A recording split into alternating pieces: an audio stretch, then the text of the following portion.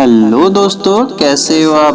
दोस्तों, जिसने भी ये कहानी सुनी बहुत हैरान हो गया। एक चर्सी, एक नशेड़ी की तकदीर इतनी अच्छी कैसे हो सकती है और इतनी खूबसूरत कैसे हो सकती है। दोस्तों, ऐसा कैसे उसके पास अमल था, आप भी इसके बारे में सुनेंगे तो हैरान हो जाएंगे। इसलिए दोस्तों, आज की ये कहानी आप पूरी सुने और लास्ट तक जरूर देखना। और दोस्तों, एक लाइक कर दो वीडियो को और साथ में चैनल को भी सब्सक्राइब कर लेना। मैं ऐसी ही वीडियो आपके लिए लाता रहूंगा। दोस्तों, मोहम्मद फकीर नाम का एक चर्सी नशेड़ी किसी मिल में काम किया करता था। और दोस्तों, मिल के मालिक मोहम्मद जफर साहब हर साल नाम की चिट्ठियां उठाकर एक मजदूर को अपनी कंपनी के खर्चे से ही हज पर भेजा करते थे। और एक बार फिर आज भी वही प्रोग्राम होने जा रहा था। बारी बारी से चिट्ठी उठाई गई और दोस्तों, सबसे पहले जिस आदमी की चिट्ठी उठी वो तीसरी बार उसका नाम निकला। जो चिट्ठी निकली उस पर मोहम्मद फकीर का नाम था। स्टेज पर से मोहम्मद फकीर का नाम पुकारा गया और फिर मोहम्मद फकीर उठकर स्टेज की तरफ चल दिया। दोस्तों, मोहम्मद फकीर शक्ल से ही फकीर लगता था। गरीबी उसके चेहरे से चिपकी हुई थी। दोस्तों, वो बस मिल में मजदूरी किया करता था और उसको जो मजदूरी मिलती थी हर महीने उसकी चरस पी जाया करता था। थोड़ा बहुत पैसा अपने घर वालों को भी दे दिया करता था। इतनी थोड़े पैसों में कहाँ गुजारा होता है,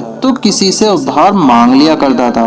और अब तो लोग मोहम्मद फकीर को उधार देने से साफ मना कर दिया करते थे। दोस्तों, उसके 2 बच्चे और एक बीवी थी। और दोस्तों, उसकी बीवी बहुत सब्र करने वाली थी। दोस्तों, आपने भी कभी देखा होगा, ये नसीब की बात है, जो नशेड़ी गंजीरी चर्सी होते हैं उनकी बीवी बहुत सब्र करने वाली होती है। दोस्तों, जो भी पैसे घर पर देता था उसकी बीवी उसी में गुजारा कर लिया करती थी। दोस्तों, आगे की बात यह है, जब मोहम्मद फकीर का नाम स्टेज से पुकारा गया और जब वो स्टेज की तरफ चला तो लोगों में उसके बारे में बातें शुरू हो गई। हर किसी का यही सोचना था कि 2 बार की तरह मोहम्मद फकीर हज पर जाने से इनकार कर देगा, क्योंकि पिछले 2 साल से हज पर जाने के बजाय हज पर खर्च होने वाले पैसे ले लिया करता था और हज पर नहीं गया था। इस साल भी तीसरी बार उसी नशेड़ी का नाम निकला और वहाँ सब आपस में बात करने लगे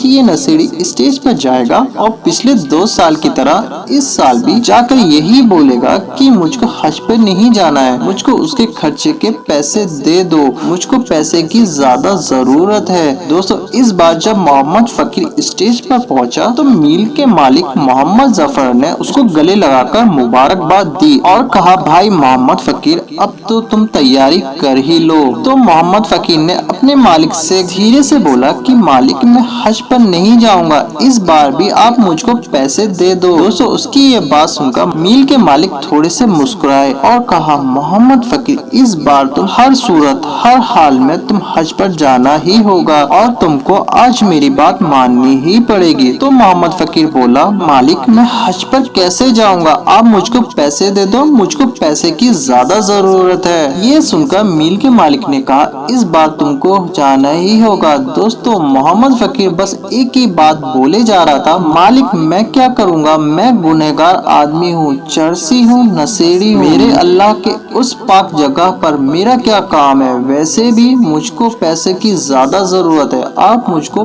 पैसे दे दो। ये सुनकर मिल के मालिक ने मोहम्मद फकीर को एक नया ऑफर दिया।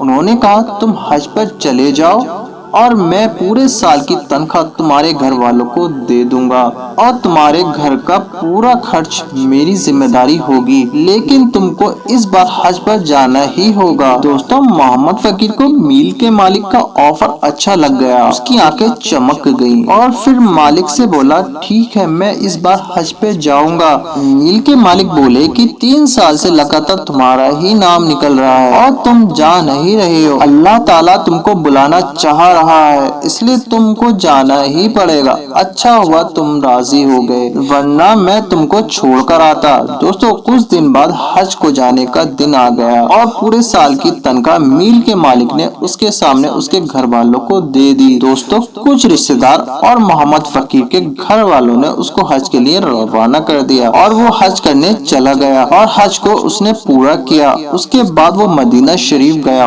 वहाँ जाकर उसने रोजे पर हाजिरी दी, रो रो कर दुआएं की اور پھر اس کے بعد مکہ واپس آ گیا۔ دوستو محمد فقیر کے گھر جانے کے لیے صرف 2 دن بچے تھے، لیکن مکہ میں ہی اس کا انتقال ہو گیا۔ وہیں پر وہ اللہ کو پیارا ہو گیا۔ اس کے گھر والوں کو خبر دی گئی اور اس کی بیوی سے اجازت لے کر اس محمد فقیر، اس نشیڑی کو، اس چرسی کو، جو دنیا والوں کی نظروں میں وہ نشیڑی تھا لیکن اللہ کے یہاں اس کا الگ ہی مقام تھا، تو اس محمد فقیر کو دنیا کے سب سے بہترین قبرستان مکہ کے قبرستان جنت المعلا میں دفن کیا گیا۔ اور جس نے بھی یہ واقعہ سنا حیران ہو گیا کہ ایک چرسی، ایک نشیڑی کا ایسا نصیب کیسے ہو سکتا ہے۔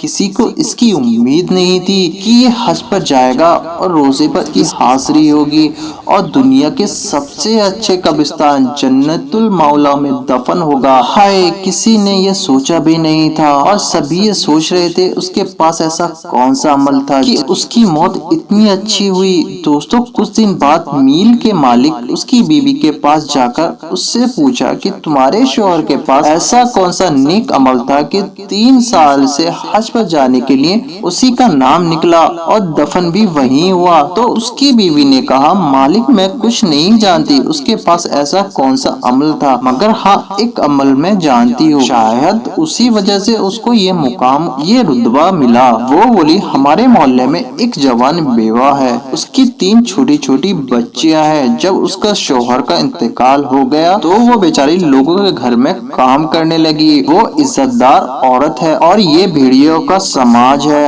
ہر جگہ اس کو بری نظروں سے دیکھا گیا اور انہی نظروں کی وجہ سے اس نے ہر جگہ سے کام چھوڑ دیا، بھوک کو قبول کیا مگر عزت کو سودا نہیں کیا۔ میرے شوہر کو جب اس بات کا پتہ چلا تو اس بیوہ عورت کو اپنی بہن بنا لیا، اس کے گھر کا سارا خرچہ دینے لگا۔ میرے شوہر کی تنخواہ میں 2 گھروں کا گزارا مشکل سے تھا، کیونکہ وہ نشہ بھی کرتا تھا۔ وہ ادھار لے کر کچھ بھی کر کے اس کو خرچہ ضرور دیا کرتا تھا۔ 2 بار حج کو نہ جانے کی وجہ یہی تھی، اس کے جانے کے بعد اس کا کون خیال رکھے گا، اس لیے حج پر جانے کے بجائے پیسے لے کر ہم دونوں کو دے دیا کرتا تھا، اور وہ اس بار بھی نہیں جانا چاہتا تھا، مگر آپ نے پورے سال کی تنخواہ دی اس لیے وہ چلا گیا۔ وہ اس بیوہ بہن کا بہت خیال رکھتا تھا، ہمارا بھی جیسے تیسے خیال رکھتا تھا اور جیسے تیسے اس بیوہ بہن کا بھی خیال رکھتا تھا، شاید اس کا یہی عمل تھا۔ جب میل کے مالک نے جب یہ سنا اس کے کانوں کو یقین نہیں آ رہا تھا، ان کے دل نے کہا کہ کاش محمد فقیر ان کے سامنے ہوتا، اس کے ماتھے کو چومتے، اس کے ہاتھوں کو چومتے۔ پھر وہ وہاں سے نکل کر وہ اس بیوہ عورت کے گھر گئے، وہاں پر رو رو کا برا حال تھا۔ لوگوں کی نظروں میں ایک چرسی، ایک شرابی بیوہ کی اتنی مدد کیا کرتا تھا کہ وہ عورت دہاڑے مار مار کر رو رہی تھی۔ وہ کہنے لگی، محمد فقیر دنیا والوں کے لیے پتہ نہیں کیا تھا، چرسی تھا، شرابی تھا، نشیڑی تھا، مگر ہمارے لیے وہ فرشتہ تھا۔ کہنے لگی، وہ ہمیشہ مجھ کو کہتا تھا، بہن میرے لیے دعا کرنا، اور بس اس کے لیے ایک ہی دعا کرتی تھی، اے اللہ میرے بھائی کو ایمان پر موت دینا۔ دوستو یتیموں کے سر پر ہاتھ رکھنے سے جتنے بال ہاتھ میں آتے ہیں اللہ اتنے گناہ معاف کر دیا کرتا ہے اور اتنی ہی نیکیاں لکھ دیتا ہے۔ وہ دنیا کی نظروں میں گنہگار تھا، مگر اللہ تعالیٰ کے یہاں دیکھیے اس کا کیا مقام تھا۔ دوستو ہم کو حق نہیں ہے کسی کو بھی غلط کہنے کا، اللہ سب دیکھ رہا ہے، بس ہم کو اپنی فکر کرنی چاہیے۔ دوستو لوگ دوسروں میں برائی نکال رہے ہوتے ہیں، مگر خود کے گریبان میں 1000 برائیاں ہوتی ہیں، وہ اس کو نہیں دیکھتے۔ اللہ تعالیٰ ہم سب کو صحیح سمجھ عطا فرمائے۔ دوستو مجھ کو امید ہے آج کے اس قصے سے آپ کو کچھ سبق ملا ہوگا، اس لیے یہ ویڈیو آگے شیئر ضرور کرنا، اور ہاں کمنٹ باکس میں ماشاءاللہ ضرور لکھنا۔ دوستو آپ کا بہت بہت شکریہ میری ویڈیو دیکھنے کے لیے، پھر ملیں گے ایسی ہی اگلی ویڈیو میں۔